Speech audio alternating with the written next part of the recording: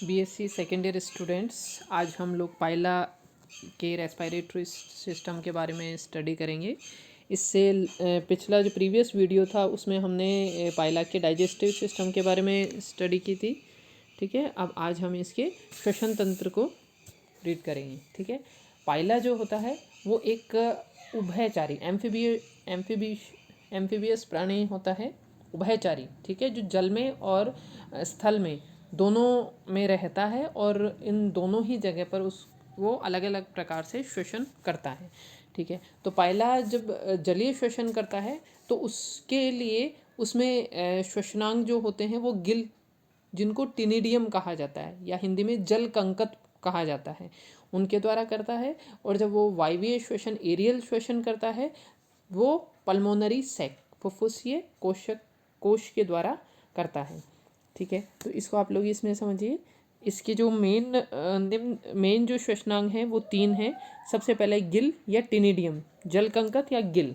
ठीक है, दूसरा है पल्मोनरी सैक या फुफ्फुसी कोश, और थर्ड है नूकल लोब्स, नूकल पालिया। ठीक है, तो सबसे पहले हम लेंगे टिनिडियम या गिल। ठीक है, ये जो गिल होता है वो पाइला के अंदर जलीय श्वसनांग होता है, और ये ब्रैंकियल चैम्बर जो होते हैं उनके दाहिनी तरफ, ठीक है, राइट साइड में स्थित होता है ब्रैंकियल चैम्बर के। और ये जो इसकी पृष्ठ पार्श्व भित्ति होती है उससे लटका रहता है।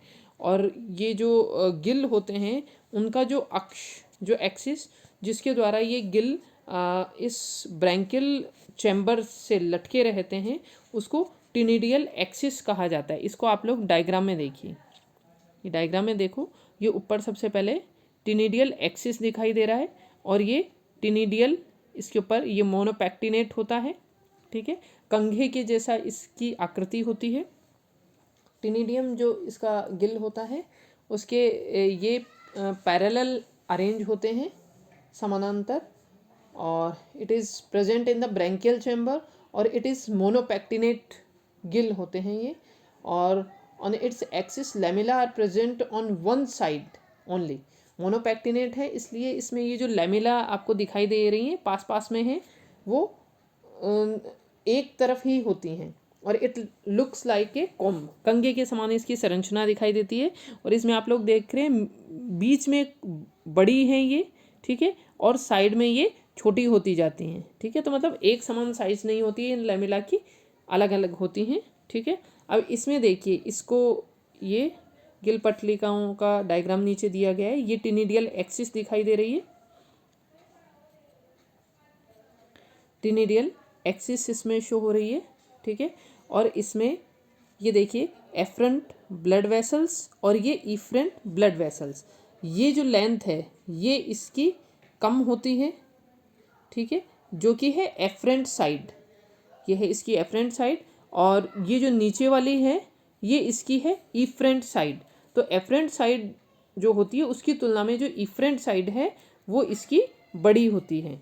ठीक है, और इसके अंदर देखिए ये जो एक के बाद एक पटलिकाएं समांतर क्रम में लगी हुई है, इससे वाटर फ्लो शो हो रहा है इसमें डायग्राम में। पानी इनके बीच में से होकर गुजरता है बिटवीन एडजेसेंट लैमेला। और ये इनके ऊपर देखिए ये दे रखें, ये टिनिडियल, ये इसके ऊपर ट्रांसवर्स प्लीट्स दिखाई दे रहे हैं, इनके नीचे रुधिर वाहिकाएं पाई जाती हैं। ये जो प्रत्येक लैमेला के ऊपर ये संरचना दिखाई दे रही है आपको, ये ट्रांसवर्स प्लीट हैं। इनके पास से होकर जब पानी गुजरता है तो ये पानी को थोड़ी देर के लिए रोकती हैं, जिसे इनके नीचे उपस्थित जो रुधिर वाहिकाएं होती हैं वो कार्बन डाइऑक्साइड को जल में ट्रांसफ़र कर देती है, और जो जल के साथ जो शुद्ध ऑक्सीजन आई है उसको ब्लड ले लेता है। तो मतलब यहाँ पर गैसों का एक्सचेंज होता है।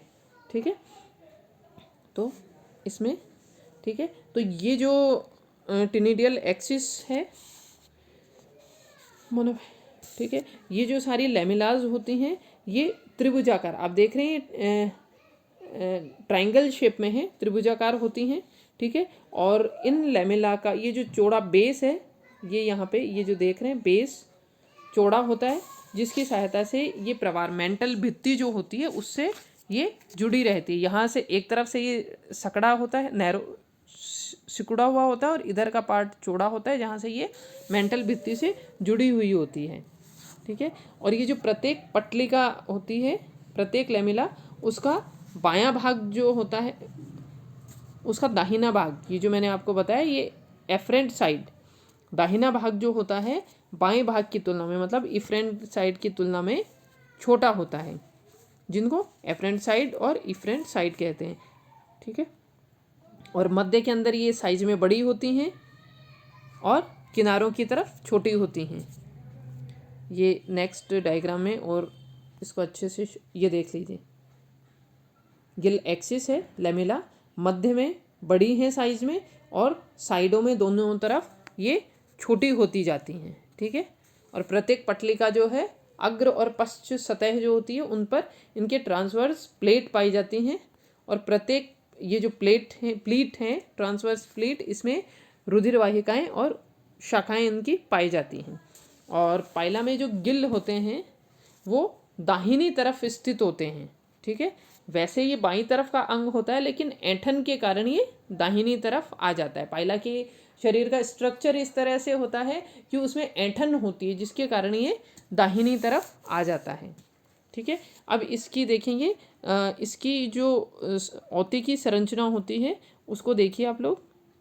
गिल की, इसमें देखिए, गिल जो होता है, ये लैमेला जो है एक खोखली संरचना होती है, जिसमें एक सक्रिय गुहा होती है, space between two epithelial layer, दो एपिथेलियल लेयर जो उसके बीच में स्पेस होता है, खोखली संरचना जिसमें सक्रिय गुहा होती है, और ये दोनों पार्श्वों में ये एपिथेलियल लेयर का अस्तर पाया जाता है। और ये जो एपिथेलियल लेयर होती है उसमें 3 तरह की कोशिकाएं पाई जाती हैं। नॉन सिलिएटेड कॉलमनर एपिथेलियल, ये देखिए यहाँ पे 3 तरह की इसमें सेल्स पाई जाती हैं। Non epithelial ciliated epithelial layer, जिसको कहते हैं अपक्षमाभी स्तंभाकार कोशिकाएं। दूसरी होती हैं सिलिएटेड, ये जिसमें सिलिया प्रेजेंट है। ठीक है। सिलिएटेड कॉलमनर सेल्स, पक्षमाभी स्तंभाकार कोशिकाएं। ठीक है। और एक तीसरी होती है इसमें ग्लैंडुलर सेल्स। ठीक है। अब ये यहाँ पे कनेक्टिव टिश्यूज़, ये जो इसके जुड़ रहे हैं, और ये बेसमेंट मेम्ब्रेन से अटैच होती है। ये जो एपिथेलियल लेयर होती है पतली बेसमेंट लेयर से चिपकी हुई होती है, और इसके नीचे कनेक्टिव टिश्यूज़ पाए जाते हैं। संयोजी उत्तक कोशिकाएं पाई जाती हैं, और उनके जस्ट नीचे मसल्स फाइबर जो देख रहे हैं आप, वो ओब्लिक तिरछे होते हैं। मसल्स फाइबर तिरछे होते हैं, वो पाए जाते हैं। और इस सबसे नीचे प्रवार, ये पैलियल एपिथेलियम, प्रवार उपकला पाई जाती हैं। ठीक है। तो ये इसका डायग्राम है। और ये पास में ये पल्मोनरी सैक जो है, पल्मोनरी सैक जो होता है फुफ्फुसीय कोश, उसकी आउटर वॉल जो है उसका सेक्शन करके दिखाया गया है पल्मोनरी सैक का, जिसमें बेसमेंट मेम्ब्रेन सबसे पहले, बाद में external epithelial layer, muscle fibre, बीच में ब्लड स्पेस बने हुए हैं, कनेक्टिव टिश्यूज़ आपस में इनको जोड़ के रखते हैं, और नीचे एंडोथेलियल लेयर है। ये पल्मोनरी सैक का सेक्शन व्यू करके आउटर वॉल का सेक्शन व्यू दिखाया गया है इसके अंदर। अब नेक्स्ट इसमें ये डायग्राम देखिए। इसके अंदर जो मेंटल पार्ट है उसको डिस्प्लेस्ड करके जो गिल की पोजीशन है उसको दिखाया गया है। ठीक है। मेंटल को डिस्प्लेस किया गया अपनी जगह से। ये देखिए, ऊपर माउथ अपर्चर, टेंटिकल्स दोनों तरफ, ये आइज़, और यहाँ पे ऑस्फिरिडियम, मेंटल, इसको अलग हटाया गया है। पल्मोनरी सैक ये इस पर सेट होता है, इसको उठाकर दिखाया गया है कि गिल किस पोजीशन में होते हैं। ये इसका एपिटीनिया, रेक्टम, और ये गिल इस तरह स्थित होते हैं। ठीक है। पल्मोनरी सैक इसका जो है, पल्मोनरी सैक, पाइला के अंदर एक पल्मोनरी सैक जो होता है, ये जो मेंटल कैविटी होती है उसकी छत से जो पल्मोनरी चैम्बर होता है उसमें लटका हुआ रहता है, और ये थैले के समान, ये जो पल्मोनरी सैक है थैले के समान संरचना होती है और इसकी भित्ति के अंदर अनेक रक्तवाहिकाएं पाई जाती हैं। और जो पल्मोनरी चैम्बर होता है उसकी डॉर्सल सरफेस पे गहरे रंग का वर्णक पाया जाता है, जबकि जो अधर सतह होती है वो इसकी क्रीम कलर की होती है। और जो इसका पल्मोनरी चैम्बर होता है वो एक वायुमुख, जिसे न्यूमोस्टोम बोलते हैं, वायुमुख नामक एक छिद्र होता है, ठीक है। वो ऑस्फिरिडियम जो दिखा रखा है, ऑस्फिरिडियम के दाहिने किनारे पर, और जो मेंटल कैविटी होती है मतलब प्रवार गुहा के पल्मोनरी चैम्बर में खुलता है। ये जो छिद्र होता है पल्मोनरी सैक का जो छिद्र होता है जिसे वायुमुख बोलते हैं, वो ऑस्फिरिडियम के दाहिनी तरफ तथा जो मेंटल कैविटी होती है उसके जो पल्मोनरी चैम्बर है उसमें उसके पास में वहाँ पर खुलता है, ठीक है। अब नेक्स्ट आती है, ये सब करने के ये हो गई नूकल लोब्स, ये गिल हो गया, पल्मोनरी सैक हो गया, डायग्राम में हमने देखा। अब आता है नूकल लोब्स। नूकल लोब जो होती है, पाइला के अंदर दो नूकल पालियाँ पाई जाती हैं, ठीक है, लेफ्ट और राइट। जो लेफ्ट पाली होती है वो राइट पाली के कंपैरिजन में थोड़ी बड़ी होती है, ठीक है। और ये इसका जो सिर होता है उसके दोनों तरफ है ना पाद के ऊपर स्थित होती है। और ये मेंटल की जो पेशीय और अत्यधिक संकुचनशील बहिवृद्धियाँ होती हैं, आउटग्रोथ होती हैं, कॉन्ट्रैक्टाइल आउटग्रोथ होती है मेंटल की, ठीक है। और इसमें ये बताएं बाईं नूकल जो होती है दाईं की अपेक्षा बड़ी होती है। और जब इसमें श्वसन क्रिया होती है उसके दौरान ये जो बाईं नूकल होती है वो नलिकाकार साइफन का निर्माण करती है, ठीक है। और जो बाईं नूकल होती है उससे जल अंदर प्रवेश करता है और फिर अंदर से प्रोसेस जो होता हुआ दाईं नूकल के द्वारा, दाईं पाली के द्वारा बाहर निकल जाता है। ये इसका काम होता है। नेक्स्ट आती है इसमें मैकेनिज्म ऑफ रेस्पायरेशन, श्वसन की विधि। तो जैसा कि पहले आपको बताया था पाइला के अंदर श्वसन कितने तरह का होता है, दो तरह का, जलीय और वायवीय दोनों तरह का। तो सबसे पहले एक एक करके हम देखेंगे। सबसे पहले एक्वेटिक रेस्पायरेशन, जलीय श्वसन, ठीक है, और दूसरा है एरियल श्वसन। तो इसका डायग्राम ये देखिए, ये ठीक है, रेस्पायरेशन इन पाइला, एक्वेटिक और एरियल। ये जो डायग्राम है इसको आप देख के कंफ्यूज मत होना, क्योंकि ये बुक में जब ये बनाया जाता है तो आप ये समझिए ये राइट नूकल लोब दिखा रखी है और ये लेफ्ट नूकल लोब, ठीक है, बिग ये मैंने लिखा हुआ है यहाँ पे देखिए। ये बिल्कुल आप इस डायग्राम को ऐसे समझना जैसे हम खड़े हुए हैं, ठीक है, हम खड़े हुए इस तरफ मुंह किए हुए, ये हमारा पीठ का हिस्सा है और आगे हमारा फ्रंट फेस हमारा सामने है। तो हमारा बायां भाग कौन सा होगा, इधर जो ये लेफ्ट नूकल लोब दिखा रखी वो। हमारा मुंह किधर है, सामने, पीछे क्या है, पीठ। तो ये जो डायग्राम आपको दिखाया जा रहा है ये समझ लीजिए इसकी पीठ है। तो लेफ्ट आपको दिखाई दे रहा है इधर और राइट दिखाई दे रहा है हमारे राइट की तरफ जो है, ठीक है। तो इसमें आप लोग कन्फ्यूज मत होना, ठीक है।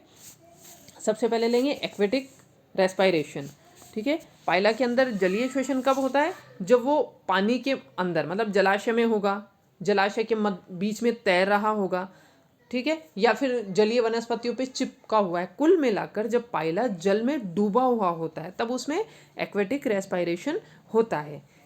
इस समय क्या होता है, जब जल के अंदर रहता है तब पाइला पूरी तरह से अपना जो खोल होता है इसके बाहर निकल जाता है और इसकी जो दोनों नूकल पालियाँ होती हैं वो अधिक लंबी हो जाती हैं।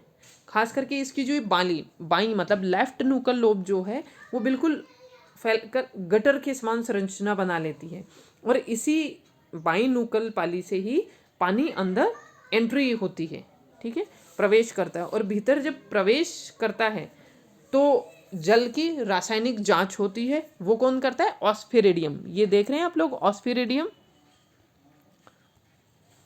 जब एंट्री ऑफ वाटर इसमें दिखा रखी है, एंट्री ऑफ वाटर, ये देखिए डॉट मैंने बना दिया, एंट्री ऑफ वाटर, ठीक है। तो इसकी रासायनिक जांच कौन करेगा, ये ऑस्फिरिडियम, ठीक है, रासायनिक जांच करेगा। और फिर भीतर जब आ जाएगा जल इस मेंटल कैविटी के अंदर आ जाता है, कैविटी में आ जाएगा। उसके बाद ये एपिटीनिया, ये देख रहे हैं आप एपिटीनिया, ये एपिटीनिया है, ये पूरी संरचना एपिटीनिया, ठीक है। तो एपिटीनिया से होकर गुजरता है और फिर ये गिल चैम्बर में आता है।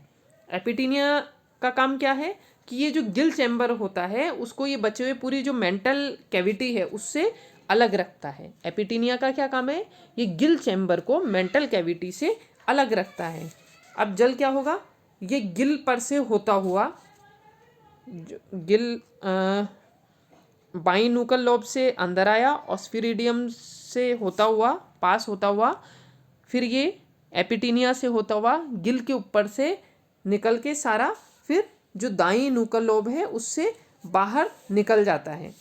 ठीक है, लेकिन इस बीच में क्या होता है, ये जो लेमिला होती हैं गिल पटलिका होती हैं उनकी संरचना भी जब मैंने बताई थी तब आपको बताया था अग्र और पश्च सतह पर क्या होती है, ट्रांसवर्स प्लीट होते हैं, है ना, ट्रांसवर्स प्लीट होती हैं, वो इस जलधारा में थोड़ा सा अवरोध उत्पन्न करती हैं जिसे वहाँ पे जल थोड़ी देर के लिए रुकता है और वहाँ उस ट्रांसवर्स प्लीट के नीचे जो उपस्थित रुधिर वाहिकाएँ होती हैं उनमें ब्लड और जल के बीच में गैस का आदान प्रदान होता है जिससे जल में घुली ऑक्सीजन रक्त द्वारा ग्रहण की जाती है और कार्बन डाइऑक्साइड मुक्त कर दी जाती है।